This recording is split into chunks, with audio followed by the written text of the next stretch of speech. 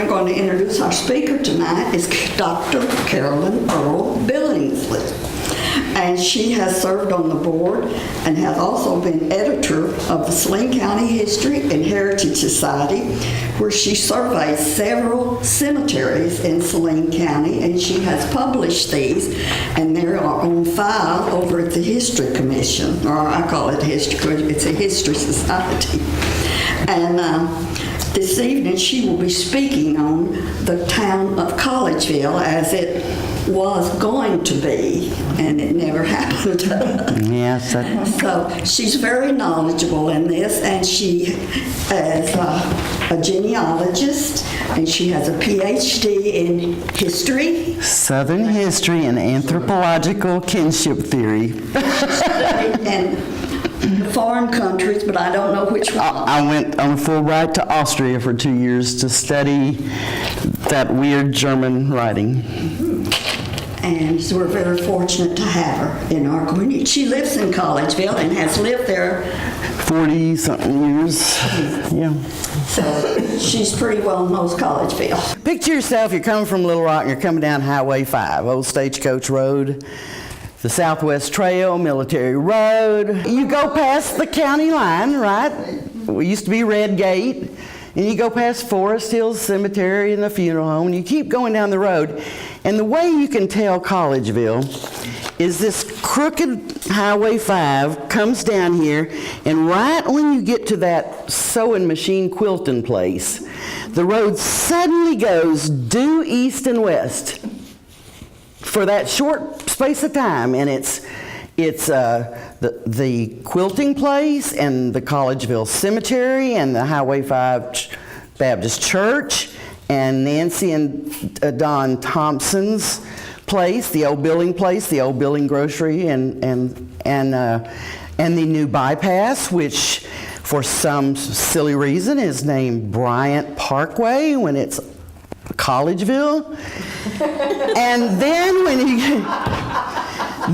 you get to the corner of where Hilldale meets Highway 5, suddenly the road starts being crooked again. There's just this, it's coming down here like this, and then it goes, shoop, that's Collegeville, and then you can pass this around if you want. I haven't used a highlighter in so long, my highlighter was, but that maybe you can figure out. So I want to talk about how this town came to be, which is known as the oldest town in this county. It was a town before this was a county and before this was a state.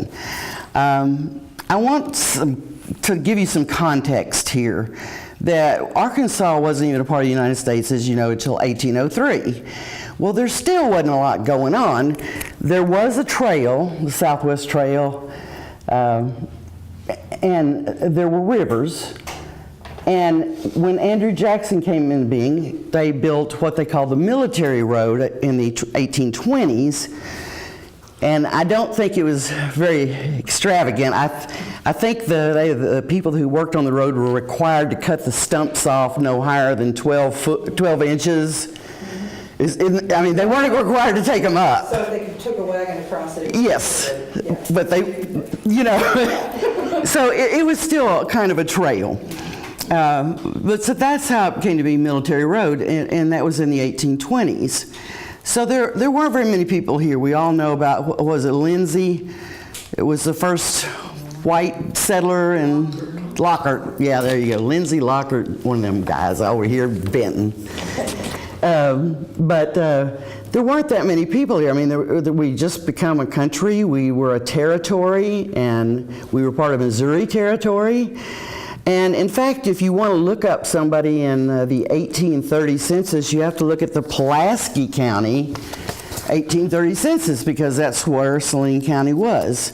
And Ezra Owen, the founder of Collegeville, is on that 1830 census in Pulaski County. And there are a lot of names, if you go through here, you will recognize.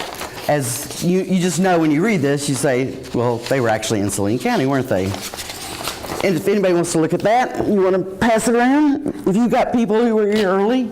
Sometimes I think you picture ancestors getting in a wagon train and coming here and getting out the hoe and plowing up the back 40 and just making a living, you know, subsistence farming. But a new territory, a new state, a new county was very attractive to a certain type of individual. All these new jobs came into being. Somebody had to be a sheriff. Somebody had to be in the legislature. Somebody had to be the judge and the county clerk. All these positions had to be filled. They just surveyed the land off to start selling it in the 1820s, so it hadn't even been surveyed completely yet. I've got some surveys here of somewhere of, where they started surveying, and there was nothing there except Military Road, they called it, when they surveyed it in 1821. So these type of people, Charles Caldwell, anybody know about Caldwell Town or Caldwellton? Well, he was an early entrepreneur, and then somebody started Benton. All these little towns, people came and bought land. It was dirt cheap. The U.S. government was giving it away practically, and you could come here where nobody was, down the Military Road from wherever you wanted, and claim a lot of land for very little money. And if you made a town, you would, like Ezra Owen did, he made this little town of 40 acres, but he owned land around there. So if his town was a success, he was going to make a lot of money because all those lots that he owned, all that land he owned, became valuable. And luckily for, who was it, Abijah Davis, one of the Reason Davis that started Benton? Yeah. Benton was started by Reason Davis, deeded 80 acres to Benton to become his first mayor. And he owned more land around there. And okay, so 35, Saline County becomes a county. 36, Arkansas becomes a state. And all these people that are thinking jobs, federal money, and town building, and land speculating, they're here. And Ezra Owen is one of them. He was in Kaskaskia, Illinois, when it was first opened up, where there were still Indians. He was a veteran of the War of 1812 as a spy and a quartermaster. And he brought his whole family down here, except for one son who went north and helped found Chicago. I mean, one guy founded Collegeville and one guy founded Chicago. There seems to be a little disjunction there.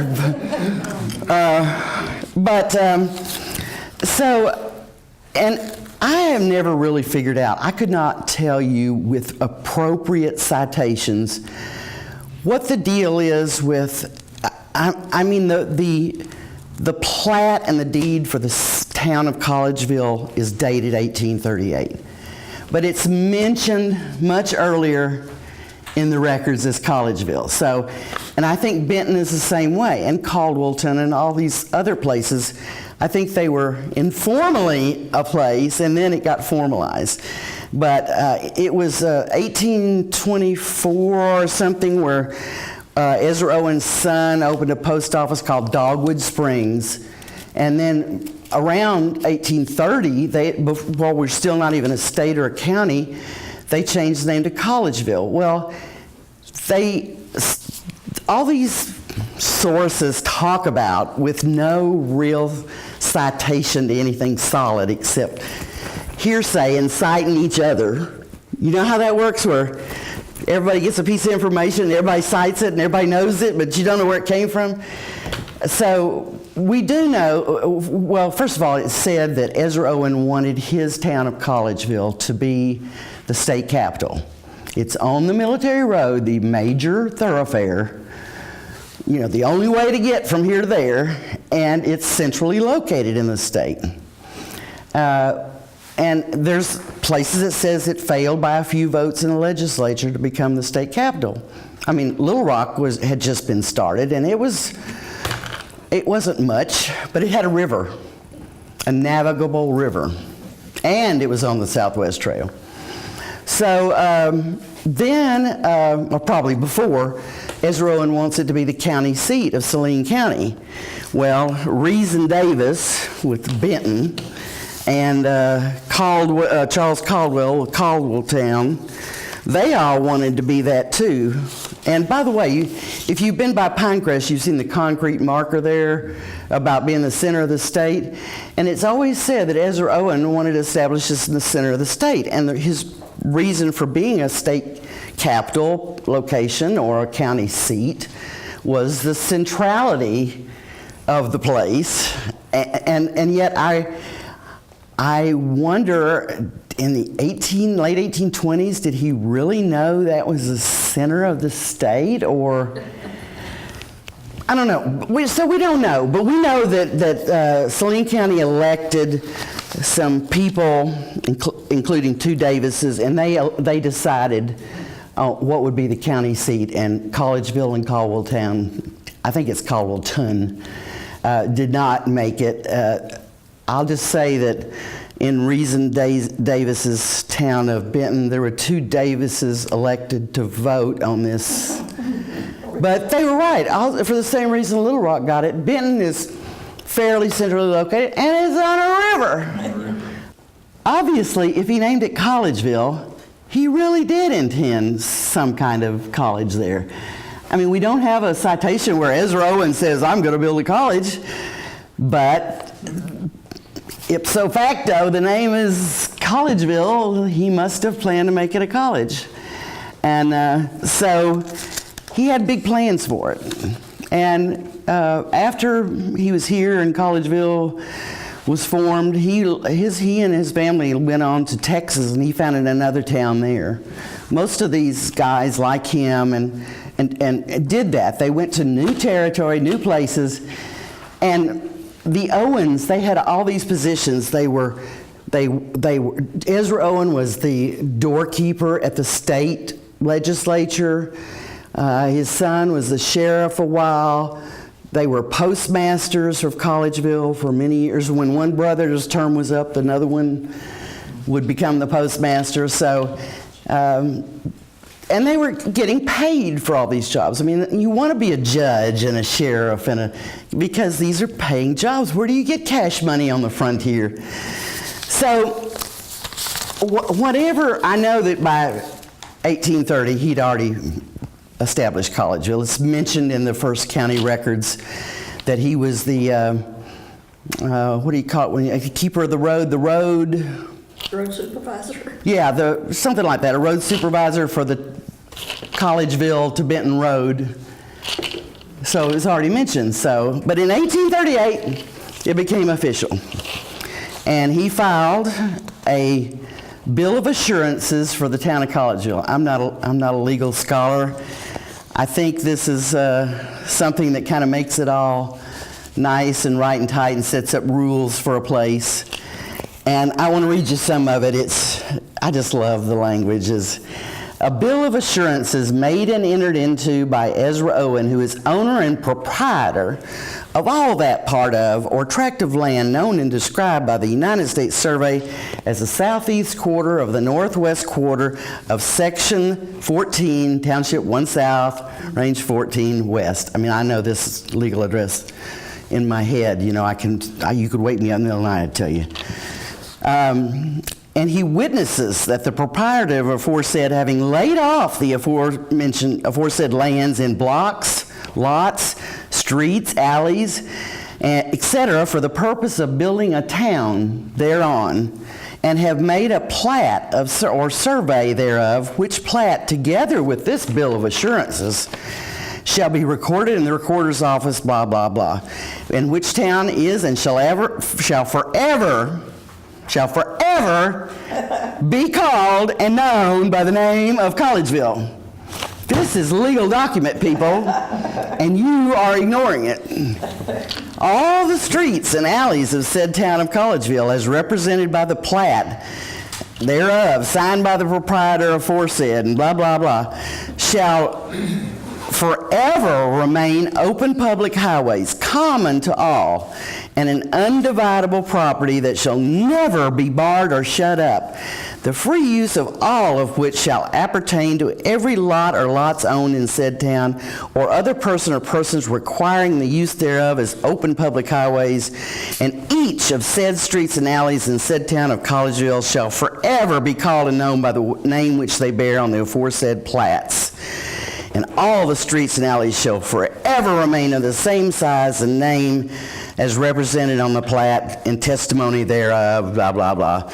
And Ezra Owen signs, and his son, Ezra Madison Owen, Ezra M. Owen, is the attestor. And if you ever do any research on this, you need to know that there was Ezra, the father, and Ezra M., the son.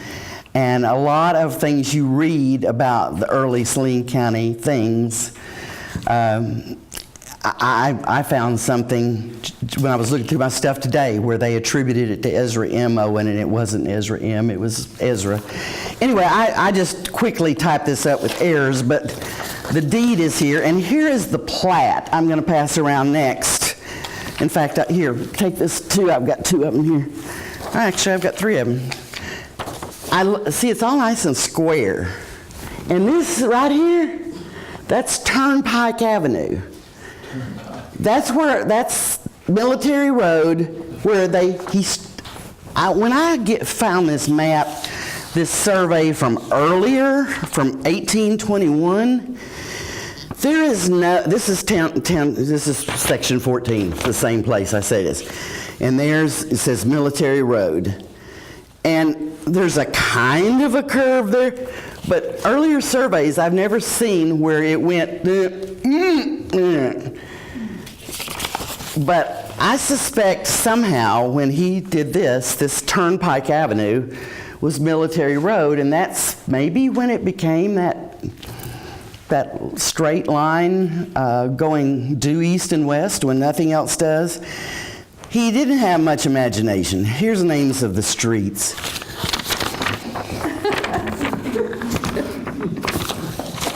Shall I hold it? I think so. Northern Avenue, North Street, College Street, Owen Street, surprise, South Street, and Southern Avenue. That's on this way. And going the other way is Western Avenue, Union Street, Liberty Street, very patriotic. Main Street, Congress Street. See, that almost makes you think he really was wanting it to be the state capital. Congress Street, State Street, and Eastern Avenue. So it was really kind of boring, but anyway. The plat is interesting. And do you all know the story of how this is land that is north of Collegeville Cemetery. Okay, both sides of the highway is 40 acres of Collegeville. And all these streets are platted and on file at the courthouse, which means they are or were in effect. And do you know the story of a few years ago, Nancy Billing Thompson? Somebody was going to put a road right through it. Are you snickering back there? Do you know this? Yeah, go ahead. I don't know the whole story, but I know she had to go to court because the reason they were legally able to say they were going to put a road is because it's one of these that's platted and legally filed. And nobody's ever rescinded it. You know? And I tell you what, that dadgum new overpass road thingy there, Raymar Road, Bryant Parkway, Echo, Canyon Lake, Boulevard, Sunset, whatever. I swear you, it's Main Street, right here. And how you can see this. And I don't know. Do you know the current status, sir, about whether all the roads were declared null and void, or just Nancy got hers? Because Nancy Thompson's house in that old... Right, Nancy and Don and Kim and Scott, I think, won the battle for the time being. For the time being. But I think, actually, I wouldn't be surprised if the government didn't use some of this right-of-way to put that, that new road right where, right through Nancy's thing, and then it's going to go this way. I know it's going to use... That's why they just tore down the house. Pardon? That's why the house was just tore down at Hilldale and Hilltop. Oh, yeah, down that way a little bit. Right. It's really nice. The only thing is, it's Collegeville. They bought that house and they burned it. Well, anyway, what can I say? Anyway, so if you want to go get copies of these, they're in the deed books, and I marked on my copies what book and page they're in. How many of you use the Encyclopedia of Arkansas online? Don't you love that? If you don't know about it, I don't care if you're a serious historian or genealogist or what. It's www.encyclopediaofarkansas.com.net. Sorry. And it's got a thing on Benton, and it talks about why Benton was named Benton, and the reason Davis and establishing the town of Benton and becoming its first mayor. And when Arkansas became a state in 1936, local commissioners from the newly formed townships were elected to set a permanent county seat. There were 3 choices, the story I told you. And there were 6 townships created, one of which is now in Grant County, one of which was Owen Township. Owen Creek, Owen Township, David Owen Dodd. Those are all Ezra things, okay? All Ezra's things. And there's a map that shows there's a book of maps that I always buy their maps, this company. They show all the first purchasers of government land, right? You've used these, and I've marked on here where it shows you the earliest purchaser of all this land. And I'm talking about these land speculators. There's the Owens, and there's James S. Conway. That's a governor. I mean, people on here, a lot of them are more speculators. John Midlock is not. The Midlocks did not seem to be land speculators. Howard Billing was his dad was pretty darn active in things, but he wasn't a land speculator, but he had his finger in all the pies. Anyway, this shows you the first purchasers of government land in that area. There's this old survey.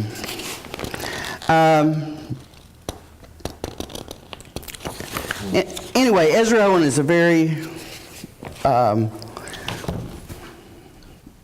active man in politics and the military, and he was always called Major Owen for the rest of his life. You know how these in the South, if you ever do anything, Colonel Sanders, I swear, the original one is probably like a colonel in the, what would it be, the IOOF or something. I don't know, but forever after he was colonel. Well, Ezra was a major during the War of 1812, so forever the rest of his life he was Major Ezra Owen.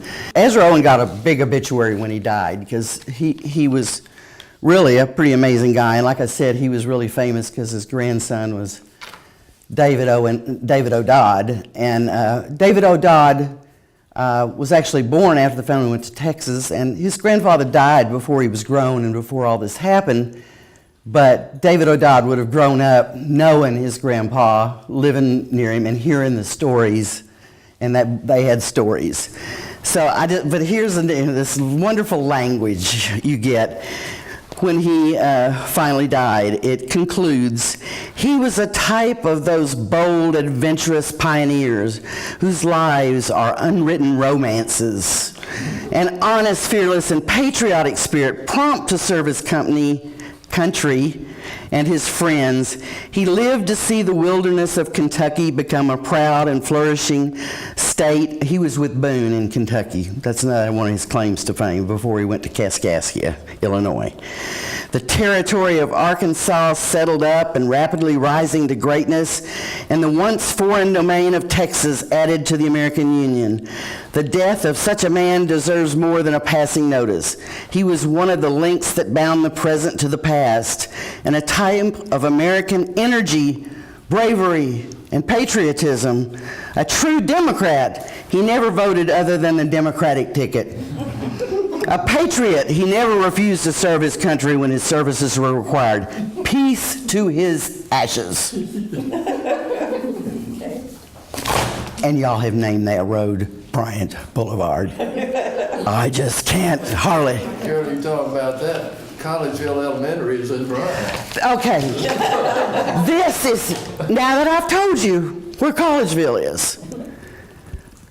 And the school was there. And the school is still there. Somebody lives in the house right across. Why? What was the bureaucrat? Oh, to God, none of you was on that whatever committee that did this, because I'm fixing to excoriate you.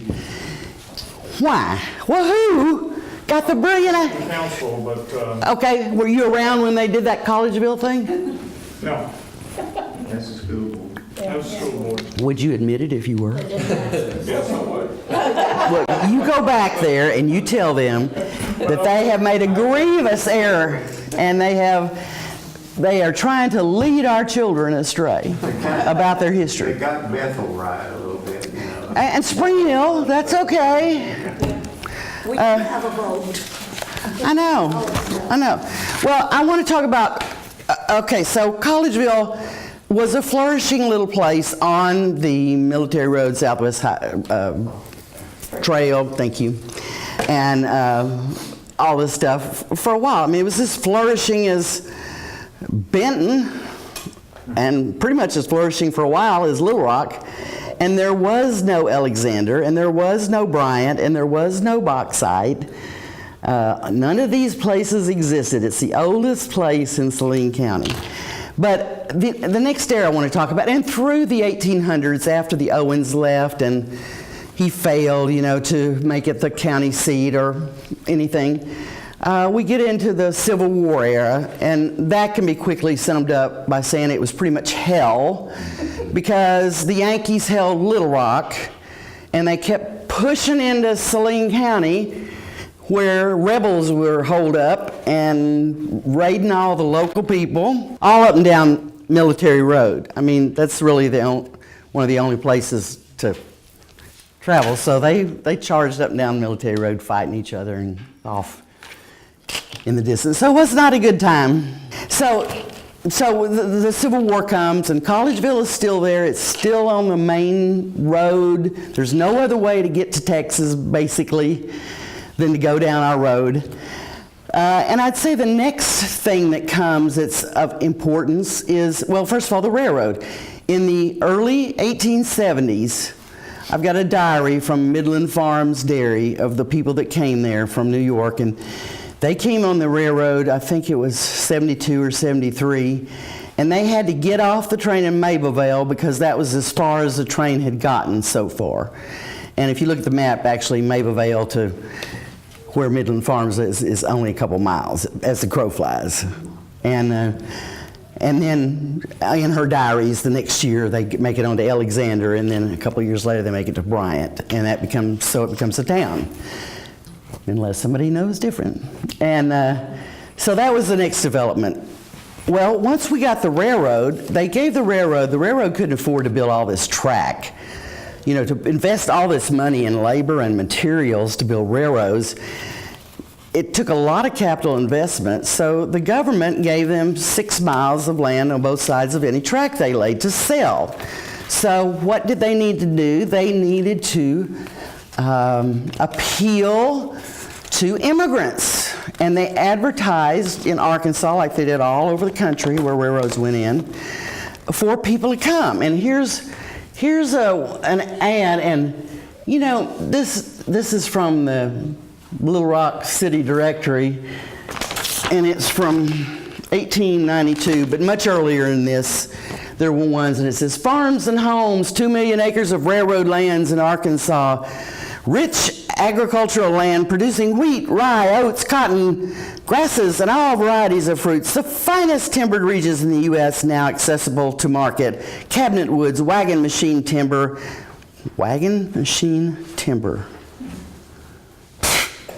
In the uplands, and stave timber in the bottoms. And 6 navigable rivers cross the land grant. This district is unsurpassed in America.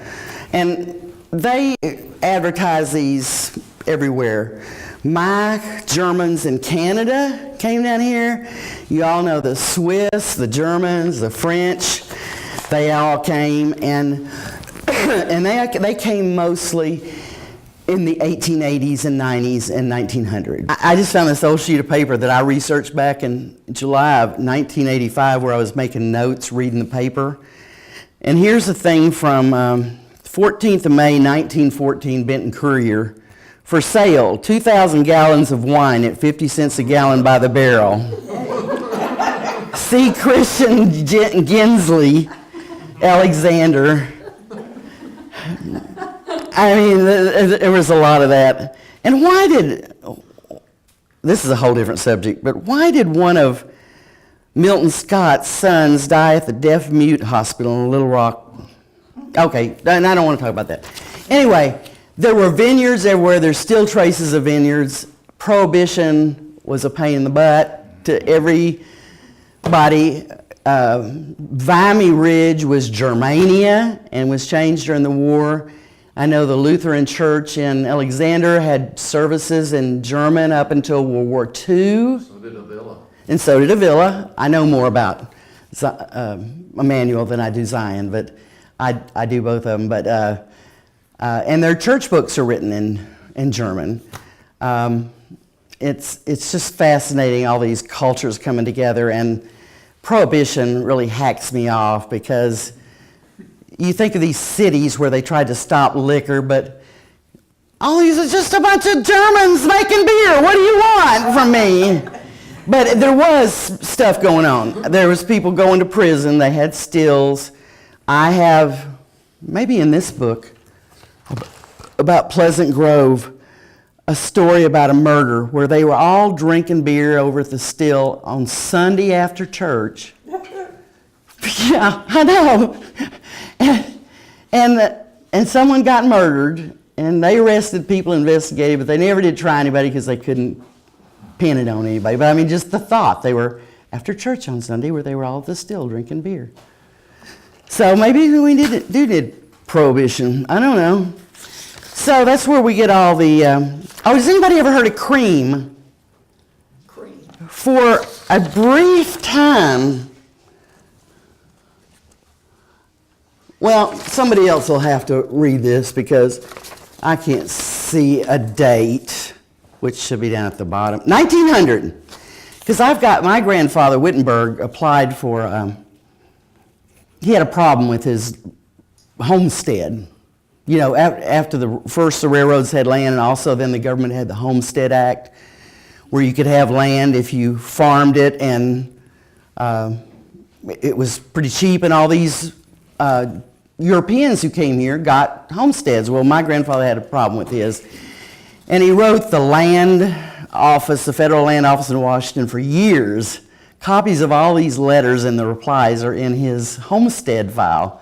Don't ever think you don't want a homestead file for your ancestor because you know what's in it. Because you don't. There are just a stack of papers that high, letters from my grandpa and back. And several of them were postmarked cream. So then I had to go find out where the heck cream was and what that was all about. Well, the Hubmans on Hilltop Road, near the girls' training school. Yeah, I'm too old to change. It's Yes, it was. yeah, y'all know girls' training school. What is it now? Youth Services. Politically correct name. I don't know. Anyway, so here's the establishment of the post office of Cream at the Hubman farm. And I don't think it existed but 2 or 3 years. I've seen it on a map. Yeah, I've seen it on a map. John Hubman. And That's my great. good Lord, you want to see this? This is, you know, you can go into records and find the original application for every post office, and it'll have a map. Every post office, when they opened it, they had a map that showed exactly where it was, and they had to find a name that wasn't already in use, and sometimes they weren't approved for the name. But do you have any idea, sir, why your many great-great-grandfather thought Cream would be a cool name? No, I don't know. I have to find out though. You ask somebody. I mean, I assume he had a dairy. CREAM. Yeah, cream, like the cream in your coffee. This is real. I don't know. This is so old. It's faded. Okay, so we get through the German, European, you know, all these settlers from Europe, and also we've got freed blacks who, you know, the Civil War's over, slavery is over. Well, they pretty much confine blacks to their own certain areas where all the nice white people are happy with it. So where are they? There's a community in Benton, right? Across the tracks or something? I don't know much about Benton. It's called Gravel Hill or something? Okay, they live there. They lived in Alexander. And on Alexander Road, there's a big cemetery back off the road of black people. Not to be mixed up with white people. You can't be buried with the white people. And who knows Hardscramble? Hardscramble. It's out there off Highway 5. Well, it's down West Baseline. And I'm probably the world's leading expert, except for the black people that grew up there, which sometimes it's hard for me to talk to someone across the racial divide and want to know all about this, and they're kind of leery of why I want to know. But I was doing a presentation on this one time, and these 2 women at the very back at the Little Rock Library said, "That's Grandma!" And I had put up a PowerPoint slide of a family, and it was theirs. And I tried to get at it. I said, "Well, okay, it's your family. Tell me what it was like in Hardscramble, you know."